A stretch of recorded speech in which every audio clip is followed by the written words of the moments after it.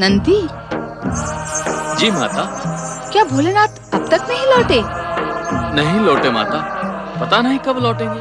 वे आपको कुछ बताकर नहीं गए? क्या तुम ये नहीं जानते कि वो मुझे कुछ बताकर नहीं जाते?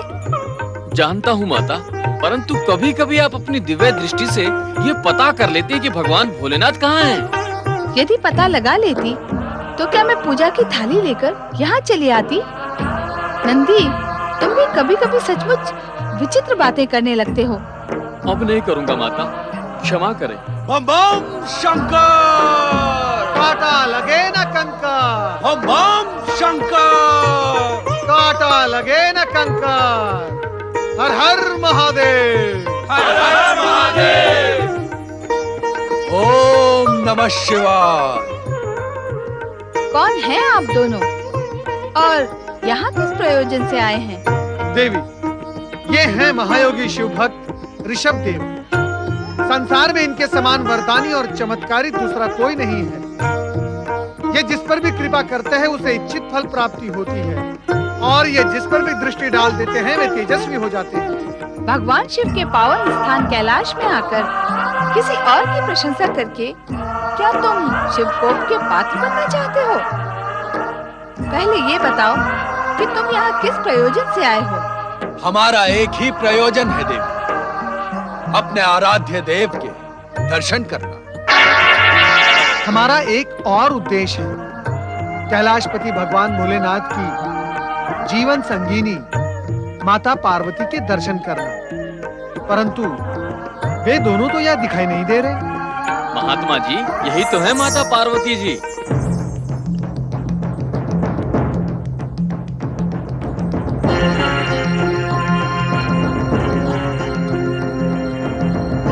विश्वास नहीं होता कि यही देवी पार्वती है। आपके विश्वास की हमें आवश्यकता नहीं है। ऐसा लगता है आप लोग शिव भक्त नहीं, पाखंडी हैं। आपकी दृष्टि शुद्ध नहीं है। हमने तो कल्पना की थी कि शक्ति स्वरूपनी देवी पार्वती परम रूपवती, परम तेजवती, महाशक्तिमयी होगी। परंतु आपको देखकर तो कोई भी ऐसा नहीं कहेगा कि आप ही देवी पार्वती हैं। यदि आप देवी पार्वती होती तो देखने वाले की दृष्टि स्वयं झुक जाती। ऐसे बार बार देखने की आवश्यकता ही नहीं पड़ती। गुरुवर, जब ये सिंह वाले बंदूक कह रहे हैं कि यही माता पार्वती है, तो मान लेते हैं कि यही माता पार्वती है। ऐसे कैसे मान? हम ऐसे नहीं मानेंगे। मैं तो मान लेता हूँ गुरुवर कि यही माता पार्वती है। प्रणाम माता पार्वती। कृपया आप हमें ये बताएं कि भगवान भोलेनाथ के दर्शन हमें कब, कहाँ और कैसे होंगे? पार्वती को अविनय और शंका की दृष्टि से देखने वाले शिव योगी, चले जाओ कैलाश से, अन्यथा परिणाम शुभ नहीं होगा। शिव योगी परिणाम की चिंता नहीं करता देवी। आपसे जो हो सके कर ले, परंतु हम कैलाशपति के दर्शन किए बिना कैलाश से नहीं जाएंगे। नंदी, भृंगी, शिवगणों, इन दोनों पाखंडियों को कैलाश से दूर कर दो। सावधान! ऐसा प्रतीत होता है कि कैलाश के शांत शीतल वातावरण में रहकर भी आपके मन में क्रोध की ज्वाला धधकती ही रहती है। ये अच्छा नहीं है। अपने क्रोध को शांत कीजिए। हम आपसे पहले भी कह चुके हैं, आपसे जो हो सके करें, परंतु हम अपनी कामना पूर्ण किए बिना कैलाश से नहीं जाएंगे। गुरुवर, सुना है माता पार्वती जब चाहे तब शक्ति का रूप धारण करके प्रलय मचा सकती है। उचित यही होगा कि हम यहाँ से चले चले। कदापि नहीं। इस साधारण नारी के क्रोध से हम भयभीत होने वाले नहीं हैं शिष्य। तुम भी भयभीत ना हो। मैं अंतिम बार कह रही हूँ तुमसे, चले जाओ यहाँ से, अन्यथा मैं तुम्हें श्राप दे दूंगी। आपके श्राप का हम पर कोई प्रभाव नहीं होगा। आप श्राप देकर देख लें, हमें कुछ नहीं होगा। कैलाशपति की कृपा से हमें शाप रक्षा कवच प्राप्त है। तुम हमारी शक्ति देखना चाहते हो? हठी, शिव योगी। हाँ, देखना चाहते हैं? आप भी श्राप देकर देख लें। शिव योगी, मैं पार्वती तुम्हें श्राप देती हूँ। स्वामी आप? ओम नमः शिवाय। प्रणाम माता पार्वती। देवर्षि नारद।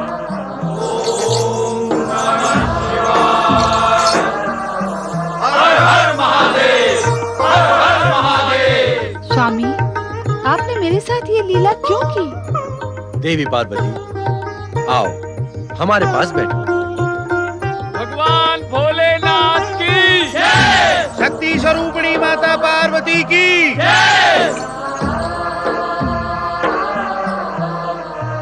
आश्चर्य है देवी, तुमने हम दोनों को नहीं पहचाना। तुमने हमें अपनी दिव्य दृष्टि से देखने का प्रयत्न भी नहीं किया। आपने मेरी बुद्धि भ्रमित जो कर दी थी स्वामी। नारायण नारायण। अच्छा हुआ माता, आपने अपनी दिव्य दृष्टि का प्रयोग नहीं किया, अन्यथा आप दोनों की ये लीला हमें कहाँ देखने को मिलती।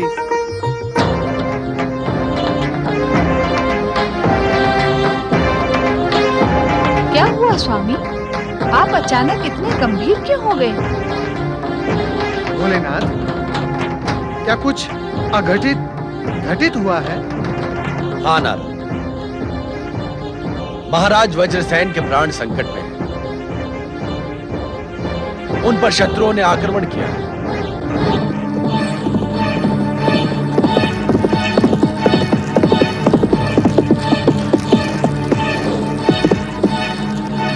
गुरुदेव, गुरुदेव, अनर्थ हो गया गुरुदेव, अनर्थ हो गया। कैसा अनर्थ हो गया महामंत्री सुदन? क्या आप युद्ध भूमि से आ रहे हैं? महाराज, वज्रसेन का महल ही युद्ध भूमि बना हुआ है गुरुदेव। शत्रुओं ने दोनों ओर से दशारण पर आक्रमण कर दिया। महाराज वज्रसेन ने डटकर उनका सामना किया, परंतु पहले यह बताएं कि महाराज वज्रसेन जीवित हैं या नहीं। भगवान शिव की कृपा से वे जीवित बच गए, परंतु शत्रुओं ने उन्हें बंदी बना लिया। मैं बड़ी कठिनाई से शत्रुओं के बीच से निकलकर आपको सूचित करने आया हूं गुरुदेव। इस समय दशारण की रक्षा के लिए केवल आप ही कुछ कर सकते हैं। यह तो होना ही था महामंत्री। आपके महाराज वज्रसेन ने भोग विलास में डूबकर आचरण की सभी मर्यादाओं को तिलांजलि दे दी थी। वे प्रजापालक का कर्तव्य भूल गए थे। इसके अतिरिक्त उनका और क्या परिणाम हो सकता था? यह दोष निकालने का समय नहीं है गुरुदेव। कुछ ऐसा करें कि दशारण देश पर आया ये संकट समाप्त हो जाए और महाराज बंदी गृह से मुक्त हो सके। हमारे पास कोई मुक्ति मंत्र नहीं है महामंत्री सुदंत, कि जिसका प्रयोग करके हम महाराज वज्रसेन को शत्रुओं से मुक्त करा दें। फिर भी हम प्रयत्न अवश्य करेंगे, क्योंकि महाराज वज्रसेन महारानी सुमति के पति और युवराज भद्रायु के पिता हैं। भगवान शिव की कृपा से हम दशानन देश को शत्रुओं से मुक्त कराने का प्रयास अवश्य करेंगे। आप धन्य है गुरुदेव। आपका पहले वाला उग्र रूप अब सच्चे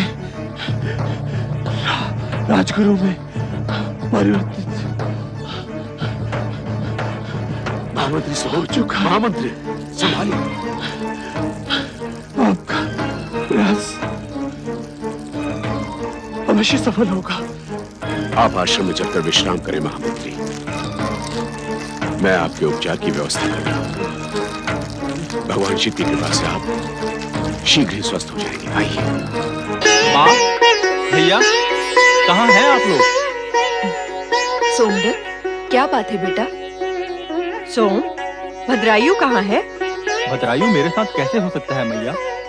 मैं तो तुम्हें बताकर गया था कि मैं अकेला व्यापारियों से मिलने दशान राज्य जा रहा हूँ, परंतु दशान में तो युद्ध छिड़ा हुआ है। क्या? दशान राज्य में युद्ध छिड़ा हुआ है? हाँ माँ, इसीलिए मैं दशान राज्य से निकलकर दूसरे राज्य चला गया। मैया, हम कुछ व्यापारियों ने व्यापार के लिए विदेश जाने का निश्चय किया है। क्या तुम विदेश जाओगे? नहीं बेटा, इसकी क्या आवश्यकता है? तुम्हारे पिता के पास क्या धन की कमी है जो तुम अपने प्राण संकट में डालना चाहते हो? हाँ बेटा, विदेश यात्रा में तो समुद्री दस्युओं का भय होता है। समुद्र में वे व्यापारियों को लूट लेते हैं। प्रणाम माताओं। तुम आ गए भद्रायु? तुम कहाँ गए थे भैया? मैं युद्धाभ्यास करने गया था। शिव योगी जी के दिए हुए शंख और खड्ग का नित्य प्रयोग न करने से वे प्रभावहीन हो जाएंगे। तुम परदेश से कब आए? अभी अभी आया भैया। भैया, तुम माताओं को समझाओ ना, ये मुझे विदेश व्यापार करने जाने से ना रोकें। ये मुझे समुद्री दस्युओं का भय दिखा रही है। सोमदत्त को विदेश यात्रा पर जाने दे मां। विदेश व्यापार से इसका साहस बढ़ेगा, इसका भाग्य चमकेगा और श्रेष्ठ शिवचरण और सोमदत्त का नाम विश्व भर में प्रसिद्ध होगा। श्रेष्ठीवर जी, आप सबको मुख्य कक्ष में बुलाया है। राजगुरु पधार रहे हैं। चलो।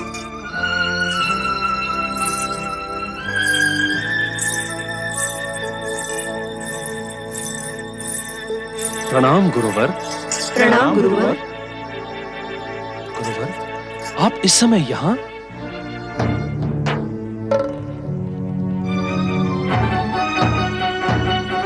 मुझे आना ही पड़ा भद्रायु। तुम्हारे पिता महाराज वज्रसेन को बंदी बनाकर शत्रुओं ने संपूर्ण दशारण देश पर अधिकार कर लिया है। अभी अभी सोमदत्त ने दशान राज में युद्ध छिड़ने की सूचना दी, परंतु मैंने नहीं सोचा था कि महाराज। इसमें महाराज वज्रसेन का भी कम दोष नहीं है महारानी सुमति, परंतु इस समय मैं उसकी चर्चा नहीं करूंगा। बस भद्रायु, तुम्हें शिव योगी द्वारा दी हुई अद्भुत शक्ति प्राप्त है। उसका प्रयोग करके दशारण देश को शत्रुओं से मुक्त कराओ। हाँ पुत्र, तुम अकेले अपने पिता को इस संकट से बचा सकते हो। तुम निश्चिंत रहो मां। वत्स भद्रायु, शत्रु बलवान है। तुम्हें सहस्त्र हाथियों का बल प्राप्त है, परंतु शत्रु की सेना को परास्त करने के लिए सेना की आवश्यकता होगी। शीघ्र ही सेना को एकत्रित करो।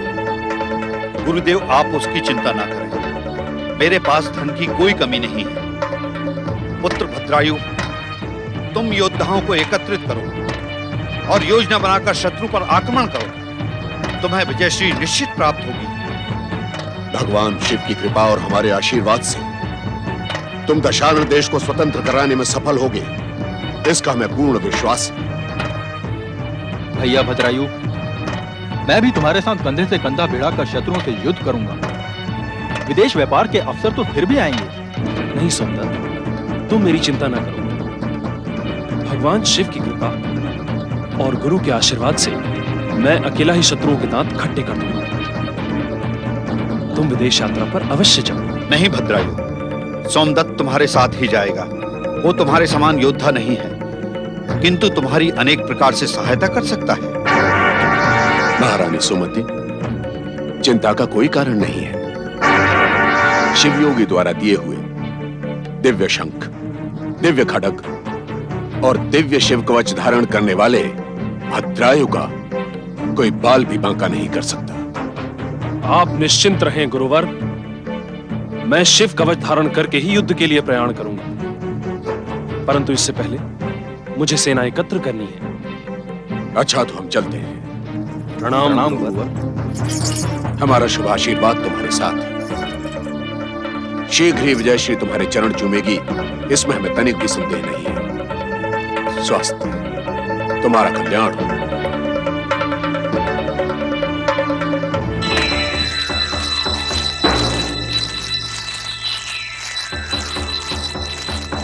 कोई आ रहा है।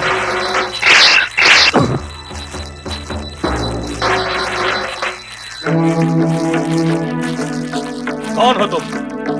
किसी अपरिचित को हमारे राज्य की सीमा में प्रवेश करना मना है। हमको हमारे राज्य में प्रवेश करने से कोई नहीं रोक सकता। दूर हो जाओ तुम। हम तुम्हें प्रवेश करने नहीं देंगे।